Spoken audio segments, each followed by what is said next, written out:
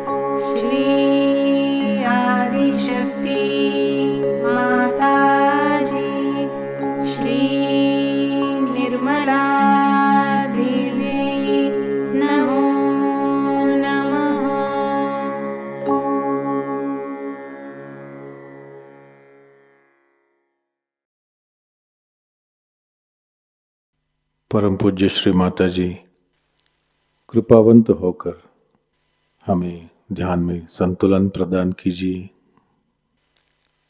इस संतुलन की अवस्था में हमें ध्यान का आनंद मिले, निरानंद मिले, ऐसा आशीर्वाद हमें दें।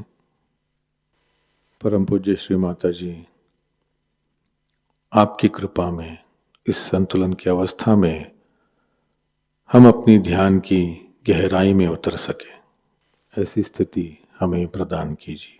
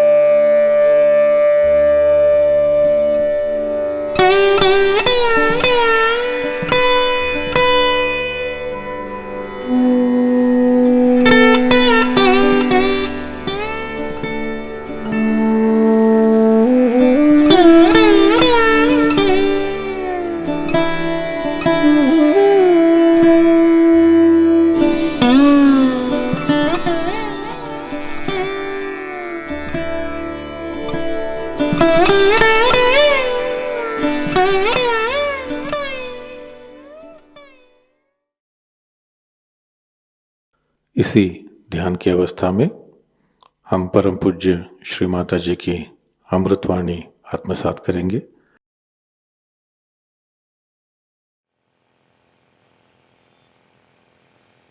सत्य को खोजने वाले आप सभी साधकों को हमारा नमस्कार।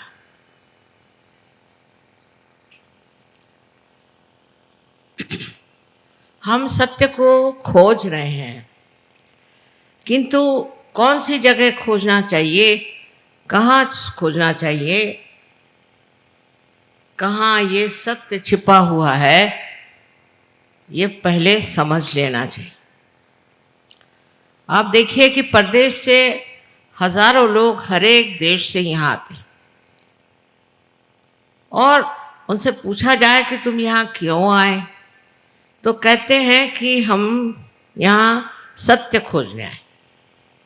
हमारे देश में तो सत्य नहीं, लेकिन भारतवर्ष में सत्य है, ये समझ करके हम यहाँ आए। और इस सत्य की खोज में हर साल हजारों लोग इस देश में आते हैं और हजारों वर्ष से आते हैं। आपने सुना ही होगा इतिहास में चाइना से और भी दूर देशों से लोग यहाँ आते थे और उनको पता नहीं कैसे मालूम था कि इस देश में ही सत्य निहित है, छिपा हुआ है। और उसकी खोज में वो दरी के अंदरों में घूमते थे, हिमालय पे जाते थे, हर तरह की प्रयत्न करते थे कि किसी तरह से हम सत्य को खोज, क्योंकि वो किसी भी धर्म का पालन करते हैं, लेकिन वो जानते थे कि सिर्फ इस धर्म पालन से हमें सत्य नहीं मिलता। ये तो एक मार्गदर्शक है, जैसे रास्ते पे इशारे पे लिखा जाता है कि रास्ता, किंतु इससे हम पाते नहीं। इसलिए इस अधूरेपन से परेशान हो करके वो अपने भारतवर्ष में आते थे। अब ये सत्य हमारे देश में था और है और अब भी है, और इस सत्य को पाना अत्यंत आवश्यक। अपने यहाँ की प्रणाली और प्रदेश की प्रणाली में बहुत अंतर है। वहाँ की जो ज्ञान की प्रणाली है वो इस तरह है कि अगर कोई बात कोई आदमी कहता है तो उसको फौरन वो देखने लगते हैं, उसका निरीक्षण करते हैं और उसका विश्लेषण करते हैं कि ये बात कहाँ तक सही है। ईसा मसीह ने भी अगर कोई बात कही तो उसका विश्लेषण हो जाता। उस विश्लेषण से जो असलियत है वो पता नहीं लगती और उसके दूसरे विद्रूप रूप सामने आ जाते हैं। अब ये सोचना है कि अपनी देश की प्रणाली कैसी। एक तो इस देश में कोई तो विशेषता पवित्रता है कि यहाँ इतने ऋषि मुनि और इतने मनन करने वाले महान लोग हैं हजारों वर्षों में, और वो बढ़ते बढ़ते 16वीं शताब्दी तक हम देखते हैं कि यहाँ गुरु नानक जैसे अनेक ऐसे साधु संत हो गए कि उन्होंने सत्य पे काफ़ी कुछ लिख दिया, काफ़ी कुछ कहा गया, समझाया गया। लेकिन हमारी जो प्रणाली है वो इस तरह की है कि जो ऐसे पहुँचे हुए पुरुषों ने लिखा है उसका हम वहाँ पोह नहीं करते, उसको हम डिस्कस नहीं करते, उसको हम शास्त्रीय दृष्टि से नहीं देखना चाहते, क्योंकि वो पहुँचे हुए लोग हैं, वो ऊंची स्थिति पे हैं। वहाँ से उन्होंने अगर कोई बात कह दी तो उसको हम मान्य करके उस रास्ते पे चलते हैं। ये हमारे देश की विशेष तरह की एक प्रणाली है जिसमें हम एक श्रद्धा भाव से, एक विश्वास के साथ इस चीज़ को मानते हैं कि जो बड़े पहुँचे हुए आध्यात्मिक स्तर के ऊंचे मार्ग में रहते हुए लोगों ने लिखा है वही बात सही है, उसमें झूठ नहीं, और उसको पड़तालने का, उसका विश्लेषण करने का हमें कोई अधिकार नहीं, क्योंकि हम कोई ऐसे बुद्धिमान नहीं, ऐसे हम पहुँचे हुए लोग नहीं, हमारे में इतने शास्त्र वगैरह का कोई ज्ञान नहीं है, नहीं हम गहराई से कोई चीज़ जानते। एक बार इस बात को समझ लेने पर हम श्रद्धापूर्वक उस महान तत्वों को मानते हैं जो हमारे सामने इन ऋषि मुनियों ने रखा।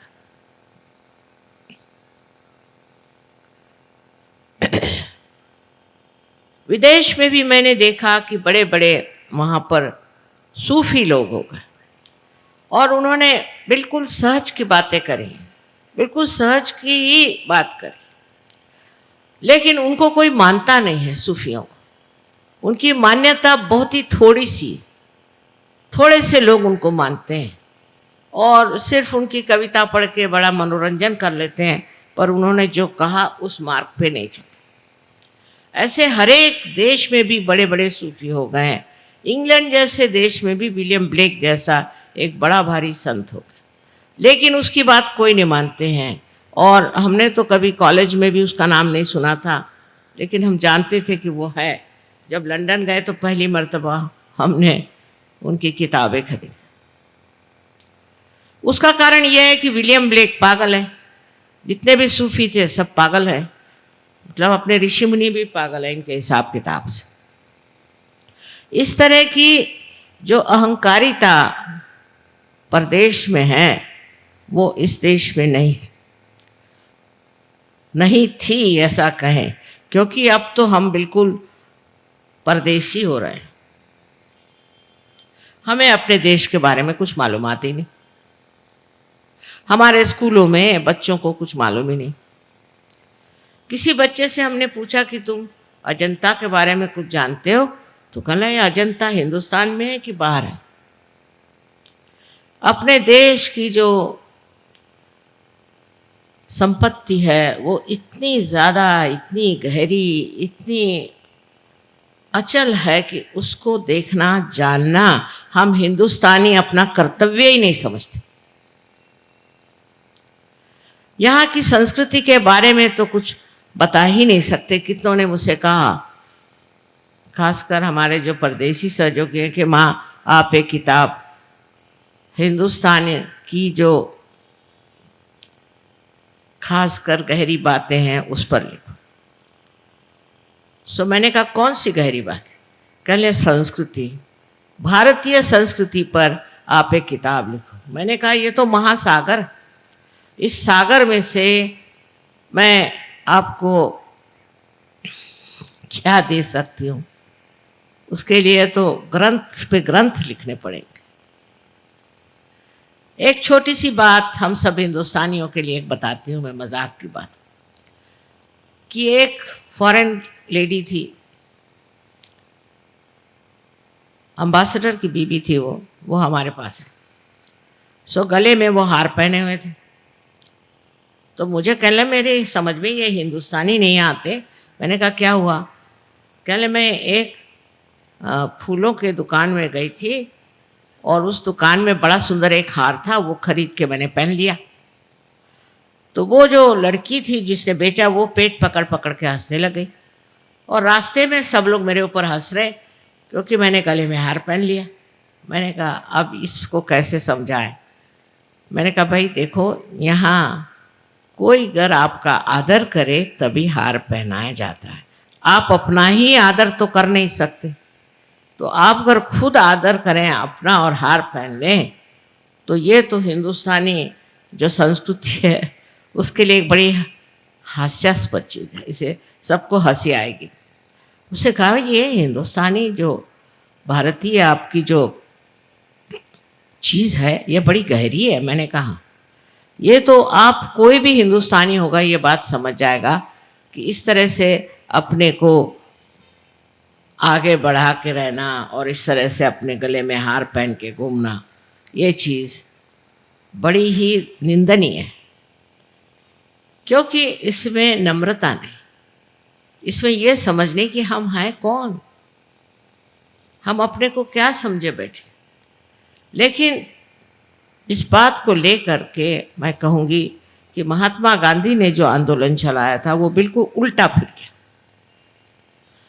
जब हम गांधी जी के साथ थे, उनके साथ रहे और उन्हीं के बहुत सारी बातचीत और उनका ढंग जो था वो था, हालांकि वो भी परदेश के पढ़े हुए थे, कि अपनी भारतीय संस्कृति को उभारना चाहिए, उसके बगैर ये संसार नहीं बच सकता।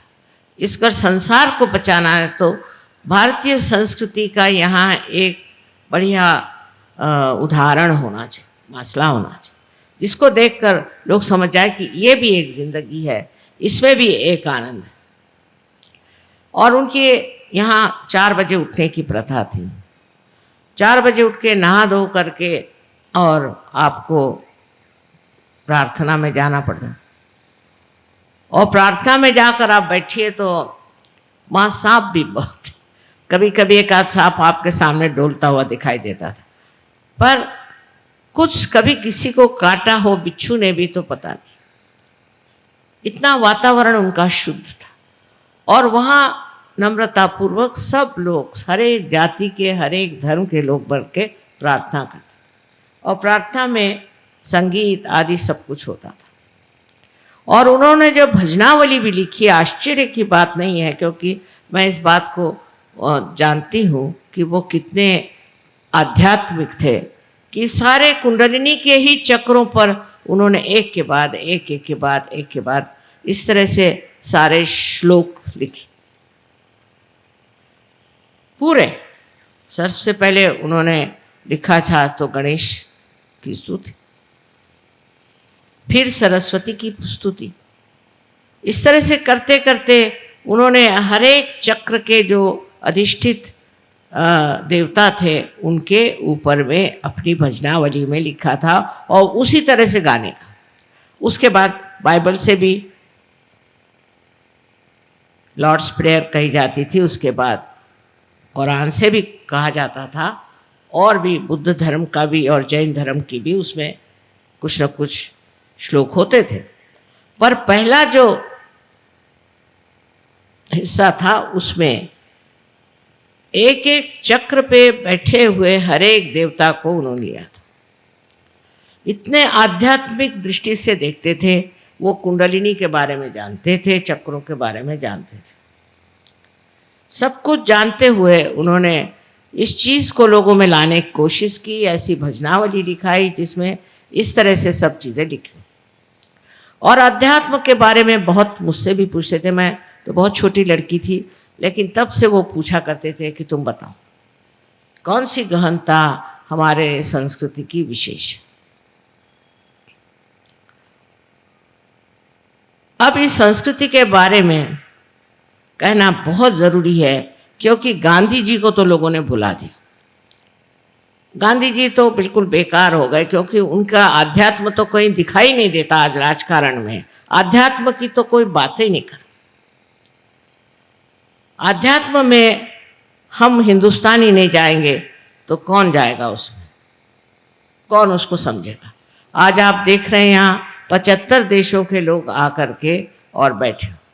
75 देशों के लोग आए हुए हैं और 75 देशों में ये आध्यात्म फैल गया और इन्होंने आत्म साक्षात्कार को प्राप्त किया और इन्होंने अपने संस्कृति को पकड़ा।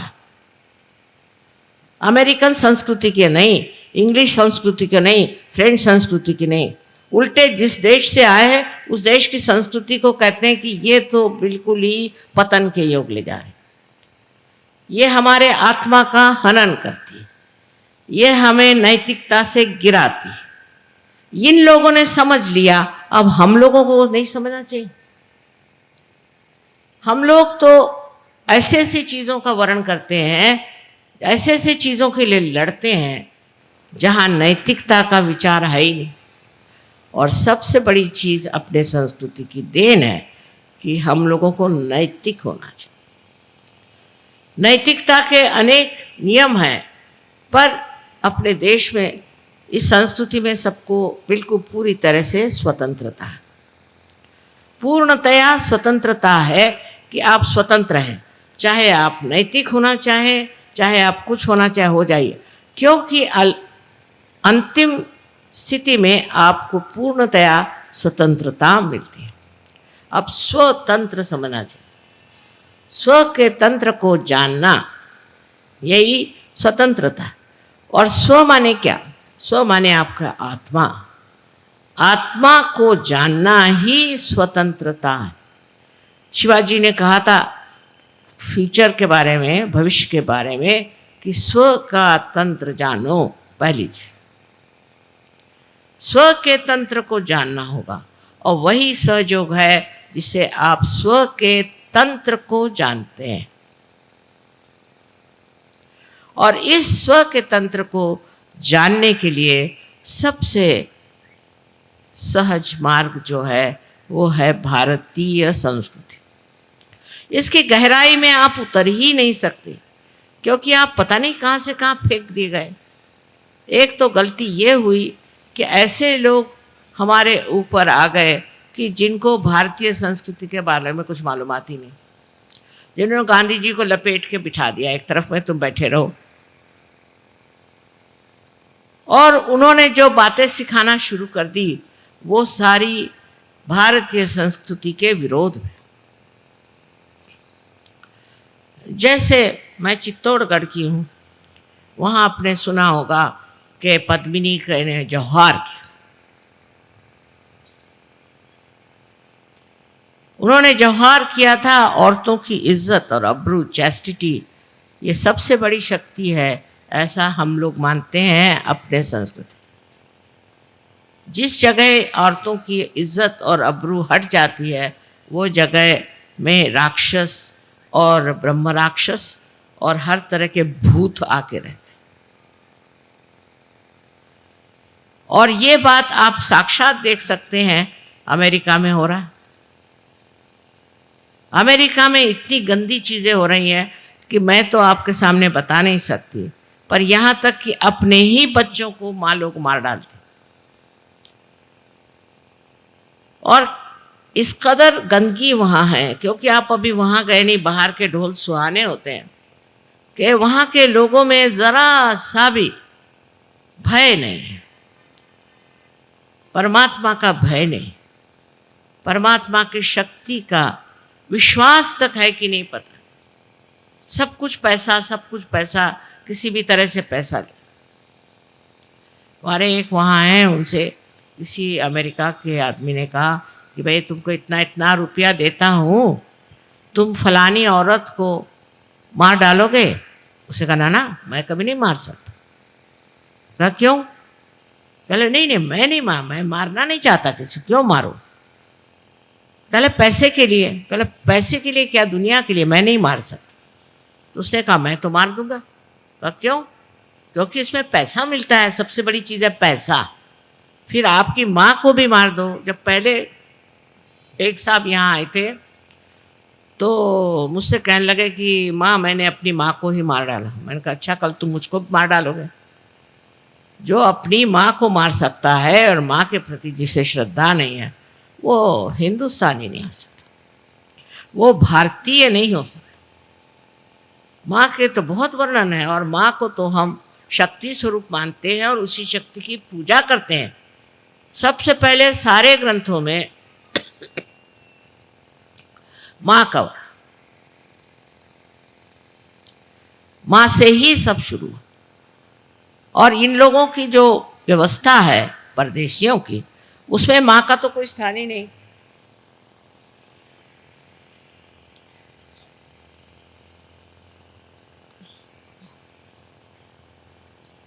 बहुत से देशों में तो देश का नाम भी बाप के नाम से, जैसे हम लोग भारत माता कहते हैं तो वो अपने देश को कहते हैं कि ये तो पुरुष है। उसमें से एक देश है जर्मनी। आप जानते हैं जर्मनों ने क्या किया? अब रो रहे हैं जो कुछ भी किया उसके लिए, पर किया तो सही। ऐसे भारतवर्ष के लोग नहीं कर सकते। अब हमारे यहाँ समझ की कितनी कमी है। एक किताब मैंने देखी जयपुर पे, वो जयपुर का कोई होएगा, उसने लिखी होगी। मुझे हैरानी हुई कि वो कहता है कि जो जौहर पद्मिनी ने किया था मेवाड़ में, उसकी जगह अच्छा था कि वो खिलजी के चरणों में चली जाती, उसकी दासी हो जाती, तो ये झगड़ा ही ना खड़ा होता। 32,000 औरतों को जला दिया, ये कौन सा उन्होंने बड़ा काम किया? देखिए अकल की कहाँ पहुँचती है। उससे अच्छा था कि सबसे आप समझौता करते। अंग्रेज़ों से लड़ने की क्या ज़रूरत थी? उनसे समझौता करते, सबसे समझौता करके रहते, तो अभी तक इतने लोग नहीं मरते। और जी कर करते क्या? इतने लोग अगर जीते भी तो करते क्या? क्या उनमें चीज़ें? आज जी रहे ना हिंदुस्तानी, इतने कर क्या रहे? क्या ये प्राप्त करने वाले? पैसा पैसा पैसा इनकी भी खोपड़ी में घुस गया, और उसके लिए हम अपनी सारी जो मूल्य हैं उनको बेच डालें। उन सब मूल्यों को हम सत्यानाश कर दें जिसके सहारे हम जी रहे हैं। और आपको पता होना चाहिए कि सारी दुनिया आपकी तरफ आंख लगाए बैठी कि आप कौन से मूल्यों पे उठने वाले हैं, कौन से मूल्य से आप जगने वाले हैं। कोई भी आपको बेवकूफ़ बना दे, आप बेवकूफ़ बन जाते हैं। अंग्रेज़ों ने बेवकूफ़ बनाया, अब और बेवकूफ़ बनिए। अनैतिकता को फैलाना जिनका काम है वो भारतीय नहीं हो सकते, क्योंकि नीति के सिवाय आप उठ नहीं सकते। नीति के सहारे आप उस परम को पा सकते। अगर आपने अंदर नैतिकता नहीं बैठी हुई तो आपका उद्धार हो नहीं सकता। आप नर्क में जाएंगे और आपका देश भी नर्क में जाएगा। जो लोग अनैतिकता को लेते हैं, जैसे देखा है हमने कि उन्होंने वहाँ पे हर तरह की स्वतंत्रता दे, अमेरिका किसी तरह से पैसा कमाना, फिर औरतें अपनी इज्जत बेचे, चाहे शराब के आप गुत्ते खोलिए, चाहे कुछ करिए, किसी तरह से पैसा कमाना है। और पैसा कमा करके ये नए अमेरिका का देश है का, आपको पता है सब पे कर्जा है, उस देश पे कर्जा है। हमारे यहाँ से इतने लड़के वहाँ गए, इतने पढ़े लिखे, मैंने कहा यहाँ आए क्यों? कल यहाँ बड़ी तनख्वाहें मिलती थी, पैसा मिलता था इसलिए आए। अच्छा, और पैसा गया कहाँ? सब पे क्यों इतना कर्जा है? हर एक बच्चे पर कर्जा। मैंने कहा भाई ये हिंदुस्तानी होकर तुम्हारे ऊपर कर्जा क्यों हुआ? सोचने की बात है कि आप बड़े भारी इंजीनियर हो गए, डॉक्टर्स हो गए, चार्टर्ड अकाउंटेंट हो गए, और यहाँ कर कर्जे में बैठे हो कि अब तुम वापस नहीं जा सकते। कल ने यहाँ पे जो लाइफस्टाइल है, यहाँ के जो रहन सहन है, उसमें तो कर्जा हो ही जाता। बेवकूफ़ जैसे वो लोग भी वहाँ ऑर्डर दे के ये चीज़ मंगा, वो चीज़ मंगा, और वो कार्ड रखते हैं, कार्ड, और सब कर्जे में है। किसी के पास कुछ पैसा नहीं। आप गए वहाँ और वहाँ जाकर आपने कर्जा कर लिया, फ़ायदा क्या? कुछ कमाया नहीं, कुछ नहीं, और वहाँ आप कर्जे में बैठे हुए हैं। हाँ, बड़ा बढ़िया आपके पास आलीशान सोफ़ा होएगा, कारपेट होएगी, ये होगा वो होगा, पर सब कर्जे से। और वहाँ कर्जा करना कोई बुरी चीज़ समझी ही नहीं जाती, तो आप कर्जे पे कर्जा करते जाओ। ऐसी संस्कृति जहाँ अनैतिकता इतनी हो, वहाँ होना ही है। इसको अलक्ष्मी कहते हैं, अलक्ष्मी का कोप, कि दिखने को ऊपर से तो दिखाई देता, अंदर कुछ नहीं, अंदर कर्जा। और हम उनसे क्या सीख सकते हैं? वो यहाँ सीखने आते हैं, और हम उनसे क्या सीख सकते हैं? इन लोगों से कुछ भी सीखने का नहीं। ये कहने में कोई भी डर की बात नहीं है कि अपने देश जैसा महान देश कोई नहीं, और हमारे भारतीय संस्कृति जैसी कोई भी संसार में संस्कृति नहीं। इसकी जो गहराई है उसको तक पहुंचना ही मुश्किल हो जाता है, क्योंकि हम भी इतने बेकार हो गए हैं। इस भारतवर्ष में लोग इतने बेकार हो गए कि प्याज के पीछे में वोट देते हैं। अरे सारी दुनिया हंस रही। अभी हमारे सहयोगी बाहर से आए तो सब एक एक थैला प्याज लेके आए। बताओ, शर्म करो,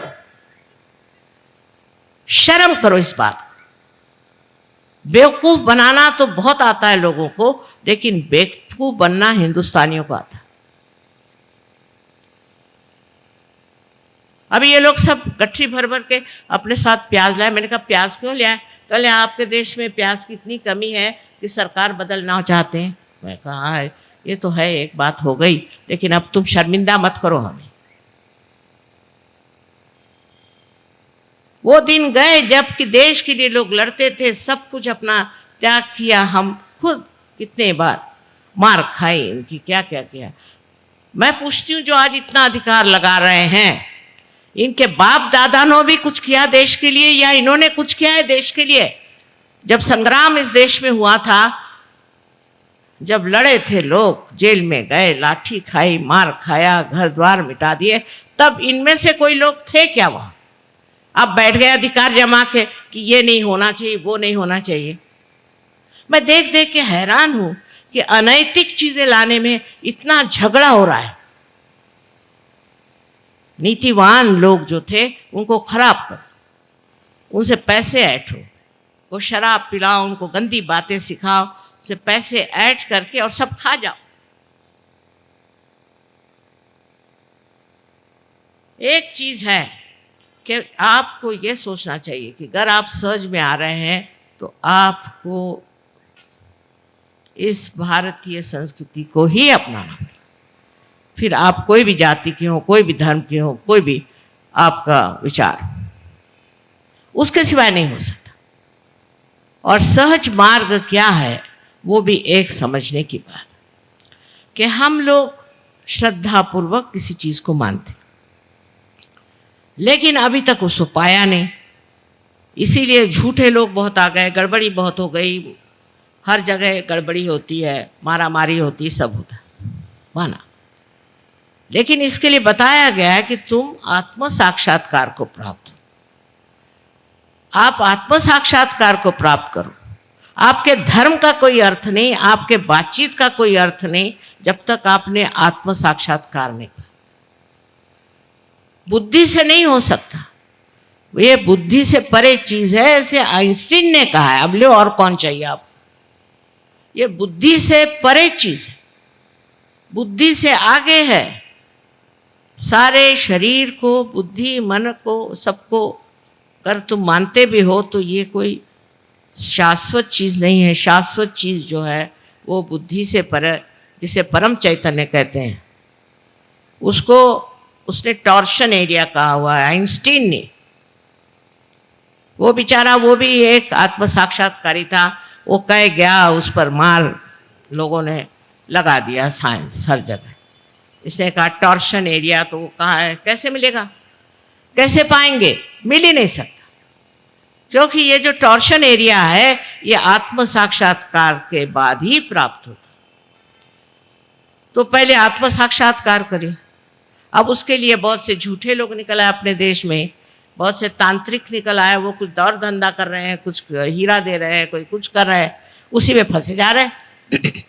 ये आत्म साक्षात्कार को प्राप्त करना सहज मार्ग से बहुत ही सुलभ हो गया, सबको बहुत आसानी से मिल सकता। इसमें कोई भी ऐसी बात नहीं कि आप सर के बल खड़े हो जाओ, कि आप घर द्वार छोड़ दो, आप बाल बच्चों को छोड़ दो, कोई करने की जरूरत है। आपके ही अंदर ये शक्ति है, आपके ही अंदर त्रिकोणाकार अस्थि में ये शक्ति है। ये मैं कह रही हूं, ऐसी बात नहीं, अनादिकाल से यहाँ लोगों ने कहा है।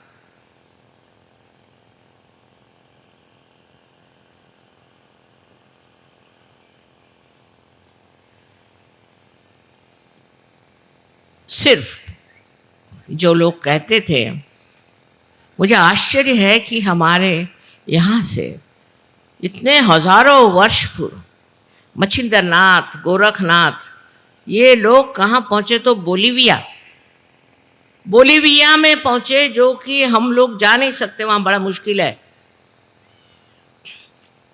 यूक्रेन में गए, कुछ हिस्से में रशिया में भी गए, और वहाँ जा कर के उनको बताया कि आपके अंदर ये शक्ति है और ऐसे ऐसे चक्र है, ये है, सब वहाँ बताए। और हम उन्हीं के वंशज हैं, उन्हीं के हम बेटे हैं, बेटियां हैं, और हम क्या जानते हैं, कुछ भी नहीं जानते। वो बोलीविया के लोग सब जानते हैं, पर वो कह रहे हैं इसकी जागृति हमें नहीं आती, इस कुंडलिनी की जागृति लेकिन हमें आती नहीं, बाकी हम सब जानते हैं। हम एक बार वहाँ गए और एकदम आग लग गई, जैसे हजारों लोग बोलीविया के पार हो, पर हमें तो वो ज्ञान भी नहीं और हम जानते भी नहीं। हमारे किताबों में इस मामले में कोई लिखता भी नहीं और न कोई बताता है। मानो हमको काट दिया, उस महान संस्कृति से, उस महान ज्ञान से हमको काट दिया, और काट करके हम अजीब एक पता नहीं कौन से देश के लोग बन गए। न तो अंग्रेज है, न धड़ हिंदुस्तानी है, न धड़ ये है, पता नहीं क्या बन गए हम लोग, हमें कुछ मालूमात ही नहीं। लोगों ने कहा अच्छा कुंडलिनी माने, कुंडलिनी माने कुंडली की, कुंडलिनी माने क्या, किसी को मालूमात ही नहीं है। सोचिए, इसमें जो सागर भरा हुआ है इस देश में, सागर भरा। अभी एक साहब मेक्सिको से आए थे, वो यहाँ पर एम्बेसडर हैं, तो मैंने उनसे कहा कि आपके यहाँ जो है बहुत ज़्यादा भूत विद्या है। कहला अच्छा, मैंने कहा मैं तो गई थी, मैं जानती हूँ भूत विद्या बहुत है वो। तो कहले वो साइकोलॉजी से चला जाएगा। मैंने आपकी साइकोलॉजी, साइकाट्री जो है वो एक बच्चे जैसी, उसकी चाइल्ड साइंस, उसमें कुछ है ही नहीं।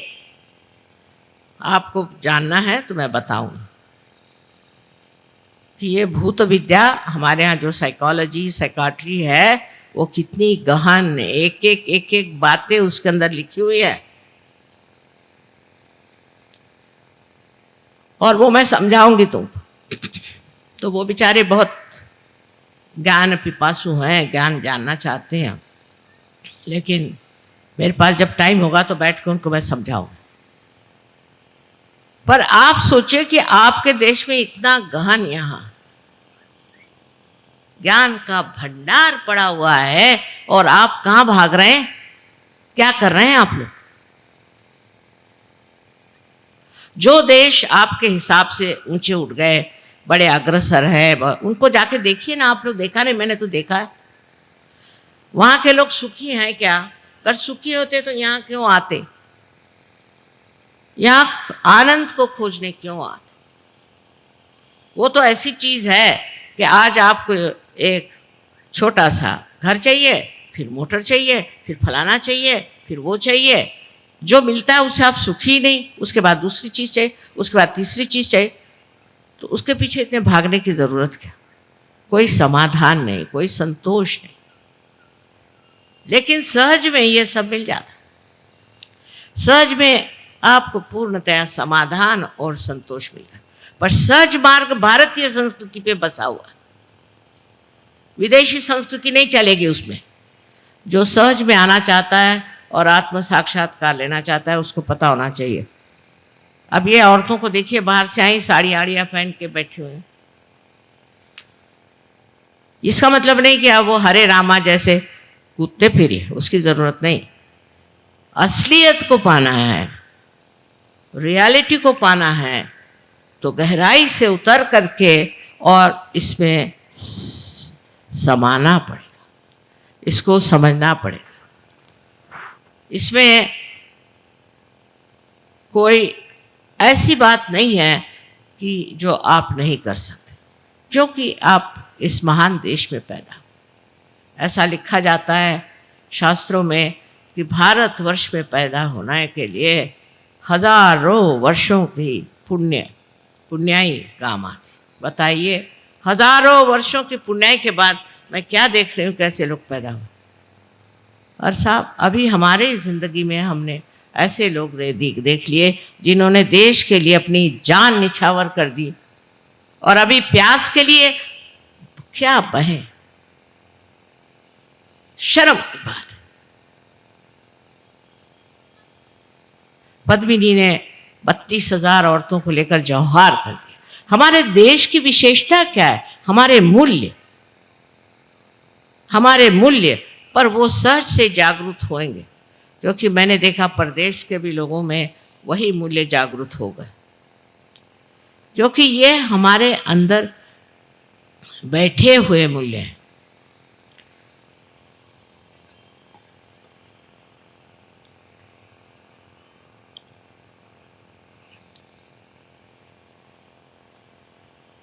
जो जगमगा रहे हैं अंदर, जो अंदर प्रज्वलित हैं, जो सूर्य के जैसे चमक रहे हैं, ये सब मूल्य हमारे अंदर, और फिर इस पृथ्वी तत्व का इतना महत्व है। लेकिन हमने अगर ढक दिया, अपने ही को ग्रहण लगा लिया, तो ये मूल्य आपको कैसे दिखाई देंगे? ये आपके समझ में कैसे आएंगे?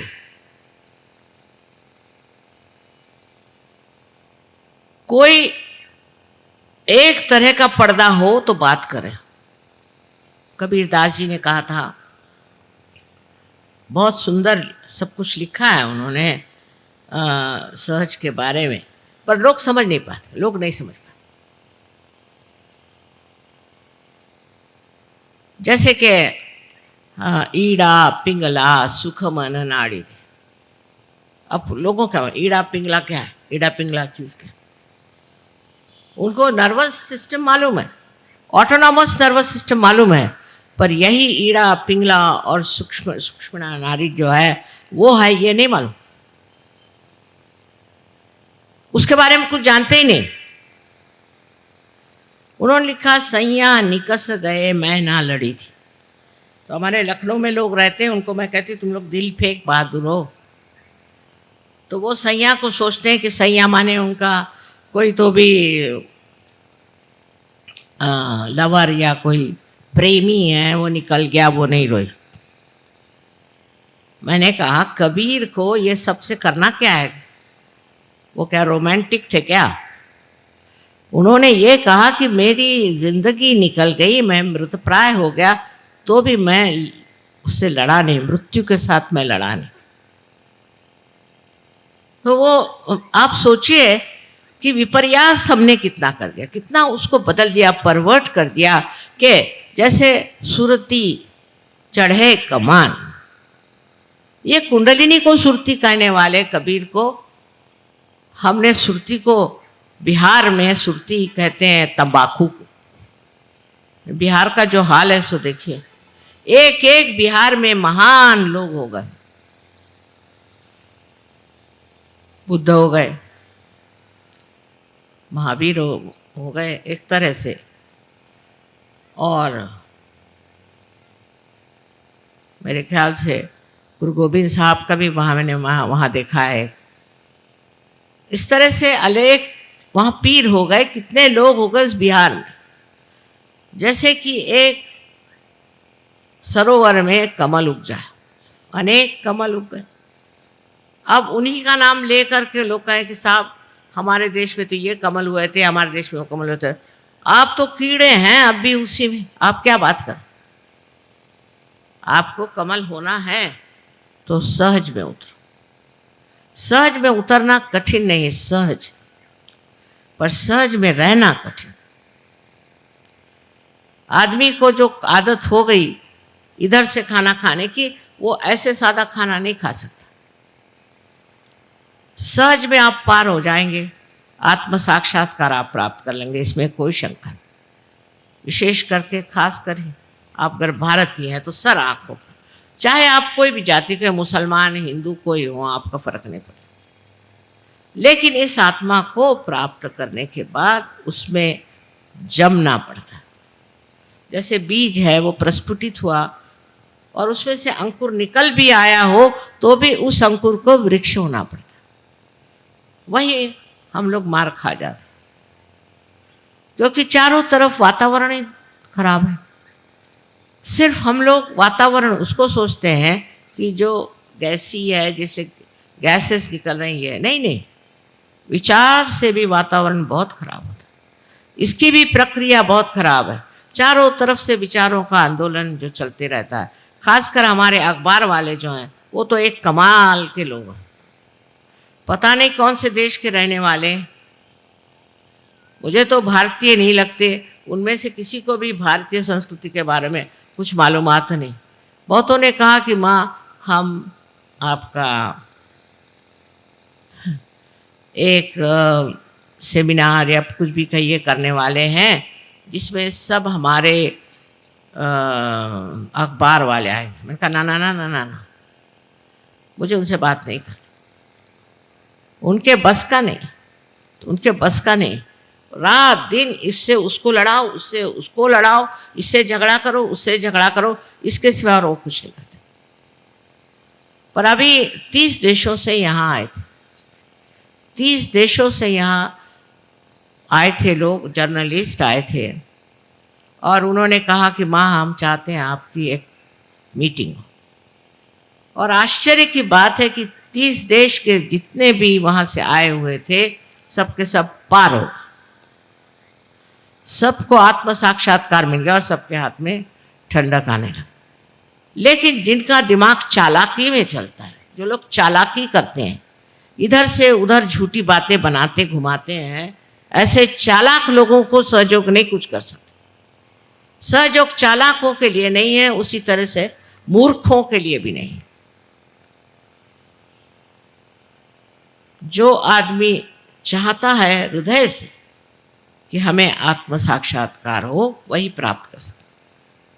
फिर उसके बाद जिंदगी बदल जाती है, उसके बाद मज़ा आने लगता है, उसके बाद अनेक तरह के आशीर्वाद आप पे आते हैं और आप जानते हैं कि परमात्मा आपको देख रहा है, आपकी हर एक गतिविधि को संभाल रहा है, आपके हर एक मूवमेंट को संभाल रहा है, आपके साथ हर जगह खड़ा है। नहीं तो लोग कहते हैं हम तो रोज़ मंदिरों में जाते थे और इतनी हमने पूजा करी, शिव जी हम पे खुश नहीं हुए, फलाना नहीं हुआ, ठिकाना नहीं हुआ, सबकी शिकायतें। अरे पर तुम्हारा तो संबंध ही नहीं हुआ उनसे। जब तक आपका संबंध नहीं हुआ, मस्जिदों में गए कहे हमारे घुटने फूट गए, शिव जी नहीं मिले, वहाँ पर हमको परमात्मा नहीं मिले, हमें वहाँ आशीर्वाद नहीं मिला, सुकून नहीं मिला। कैसे मिलेगा? क्योंकि वहां तुम्हारा कोई संबंध नहीं। कुरान को भी किसी ने पढ़ा नहीं है मेरे ख्याल से ठीक ठाक से। अगर पढ़े तो समझ में आएगा कि सारा सहयोगी वर्णित है उसमें। उनका खुद ही जो जिसे क़यामा कहते हैं, जिसको कहते हैं, वो किस तरह से ऊपर चढ़े और किस तरह से सफ़ेद घोड़े पे बैठ के ऊपर चढ़े, कैसे 7 स्तरों पे उठे, वो सारा सहयोग है। जो सच्चे होंगे वो सच्ची बात लिखेंगे ना, इधर उधर की उटपटांग बात क्यों लिखे। ये तो उन्होंने बाद में नीति बना दी कि ऐसे नहीं करो, ऐसे नहीं करो, लोगों को बचाने के लिए। क्योंकि अरबस्तान के लोग ज़रा उनको मालूमात नहीं थी नैतिकता। अपने भारतीयों को मालूम है ये चीज़ गलत है, ये चीज़ सही। हम लोगों को पता है।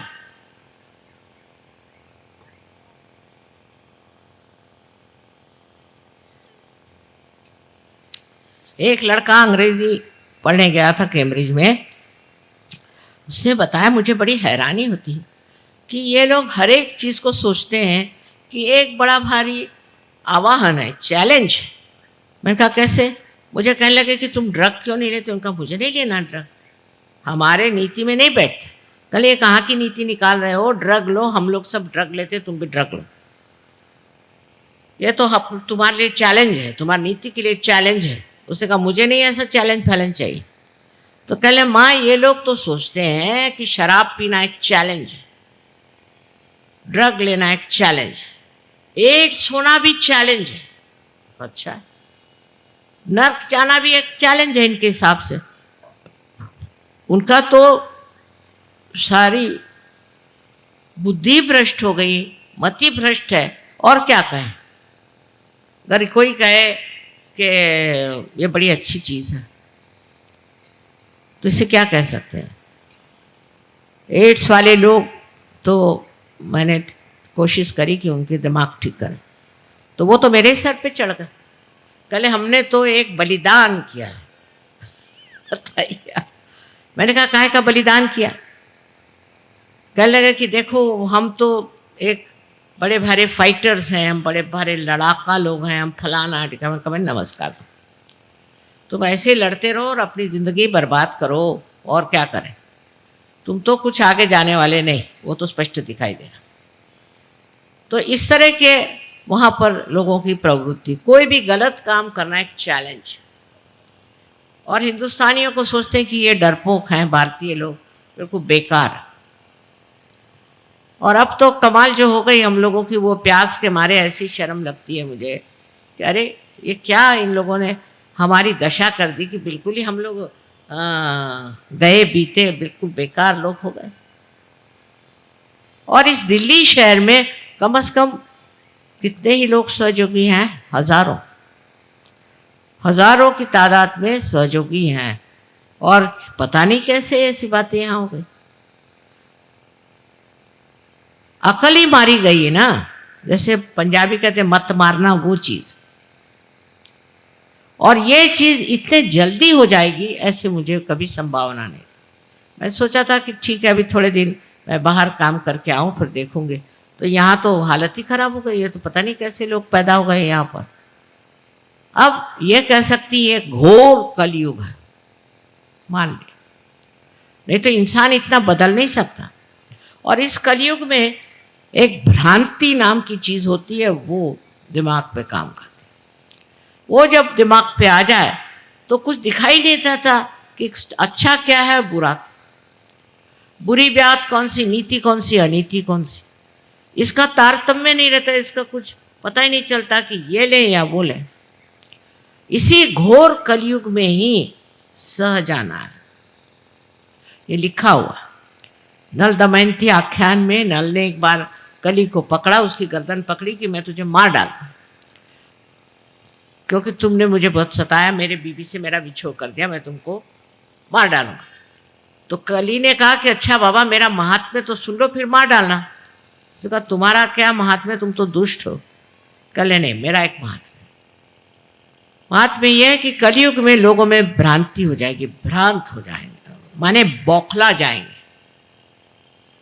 और उसी वक्त हजारों लोग जो कि गिरी कंदरों में खोज रहे हैं परमात्मा को, सत्य को, वो आशीर्वादित हो।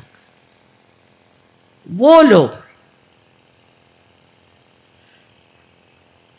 अपने आत्मा का अनुभव करें, उनको आत्म साक्षात्कार। इसलिए कली युग जो है बहुत ज़रूरी है, उसके बगैर ये होने नहीं वाला, और इसके बगैर मनुष्य इसे प्राप्त नहीं करेगा, इसको नहीं खोजेगा। ये जब बताया गया तो नल ने उसको छोड़ दिया, अच्छा आने दे तेरा कलयुग। ये घोर कलयुग आया और आपको सबको समेट रहा है, इधर ध्यान दीजिए। कौन से चक्कर में हम घूम रहे हैं, इसका विचार करना चाहिए। सहज के मार्ग में आने के लिए आपको कुछ नहीं देना, पैसा नहीं देना, कुछ त्यागना नहीं, कुछ नहीं, इस तरह की चीज़ है ही नहीं। सिर्फ आपके अंदर बसी हुई कुंडलिनी का जागरण करना है। और जब वो जागृत हो जाती है तो अपने ही आप वो सहस्त्रार में समा करके और इसका भेदन करके और चारों तरफ फैली हुई ये सूक्ष्म चेतन शक्ति उसे एकाकारिता दे।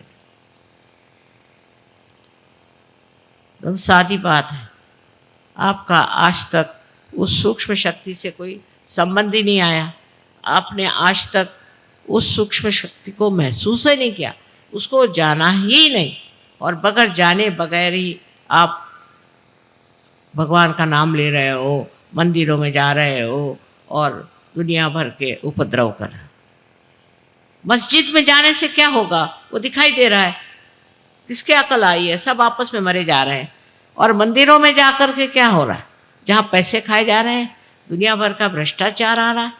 ये क्या साक्षात नहीं है कि ये गलत, इससे कुछ न कुछ लाभ नहीं, उसके लिए कोई नहीं और चीज़ करनी चाहिए।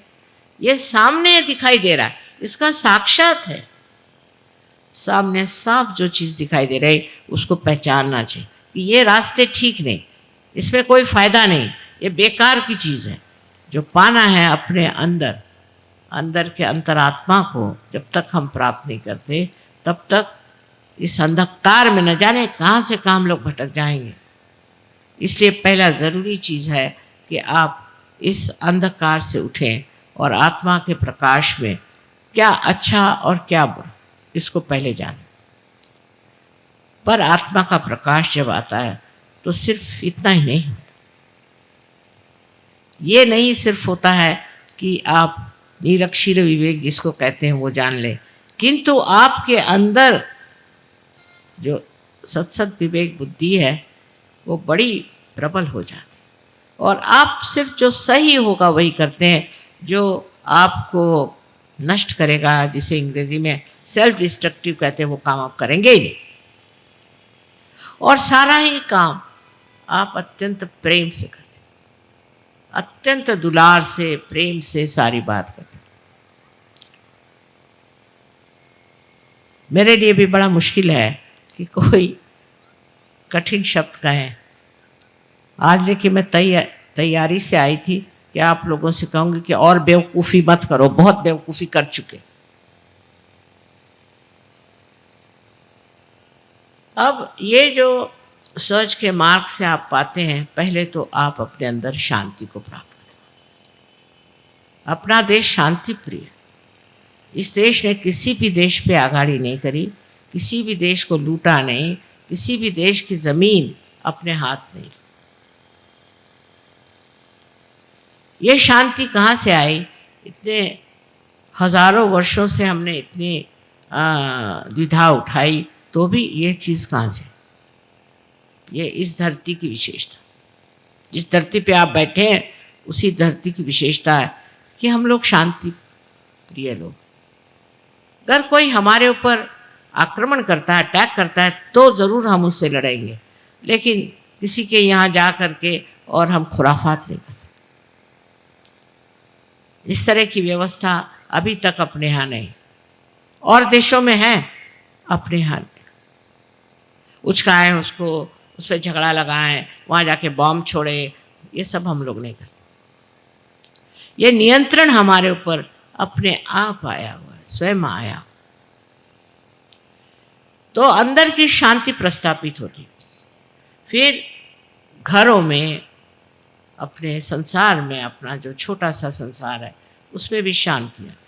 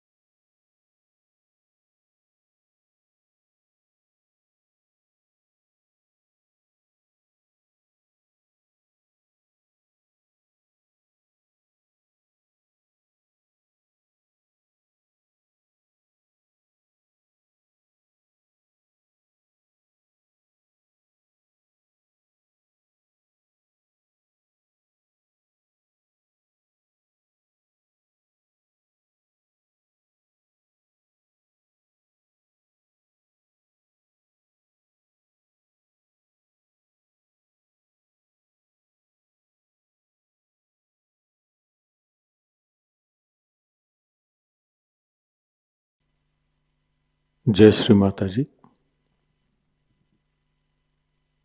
परम पूज्य श्री माता जी, कृपावंत होकर आप हमें निर्लिप्त साक्षी बनाइए। परम पूज्य श्री माता जी, कृपावंत होकर आप हमें ऐसी स्थिति प्रदान करें जिससे हम आपकी लीला को देख सकें। जो भी घटित हो रहा है उसको साक्षी भाव, निर्लिप्त साक्षी भाव से देख सके। परम पूज्य श्री माता जी, हमसे जो भी कार्य हो, जो भी कर्म हो, वो सब हम आपके पावन चरणों में रख सके, पूर्णतः समर्पित होकर रख सकें, ऐसी स्थिति हमें प्रदान करें। परम पूज्य श्री माता जी, आपके प्रति अनन्य भक्ति हो, इस तरह का आशीर्वाद और ऐसी ध्यान की स्थिति, आध्यात्मिक स्थिति हमें कृपा कर प्रदान कीजिए। श्री माता जी, आपके पावन चरणों में हमारे कोटि कोटि प्रणाम। कलेक्टिव बंधन।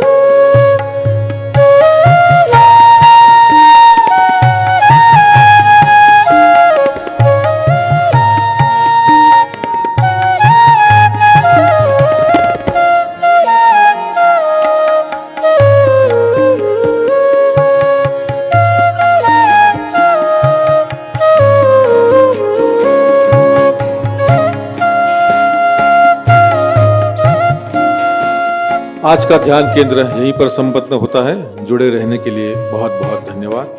जय श्री माता जी।